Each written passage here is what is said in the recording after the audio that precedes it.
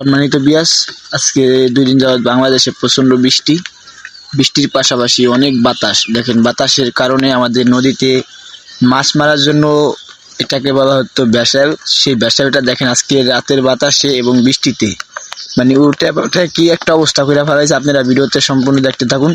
আপনাদেরকে দেখাইতেছে আজকে আমাদের রাস্তাঘাট এবং নদী নালায় কতটা ক্ষতি হয়েছে, সেটা আপনাদের ভিডিওতে দেখাইতে চেষ্টা করব। অবশ্যই আপনারা সবাই ভিডিওটা মনোযোগ সহকারে দেখতে থাকুন।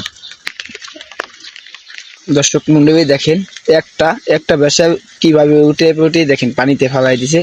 আহারে, মাছ ধরার জন্য প্রস্তুত করেছিল নতুন করে, তারপরে দেখেন প্রচন্ড বাতাসের কারণে একেবারে উল্টাপাল্টা করে ফেলাইছে ভাঙ্গাচিরা।